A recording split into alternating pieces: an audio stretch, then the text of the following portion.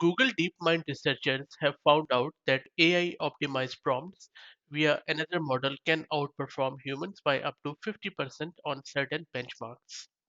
This paper is aptly titled as Large Language Models as Optimizers. In this fabulous work, these researchers have proposed optimization by prompting or OPRO, a simple and effective approach to utilize LLMs as optimizers.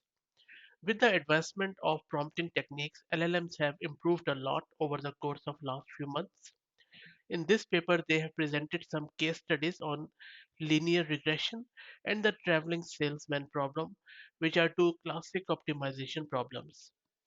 Then they have demonstrated the ability of LLMs to optimize prompts, and the goal is to find a prompt that maximizes the task accuracy. The prompt to LLM is called as meta prompt and serves as a call to the optimizer as shown in this figure.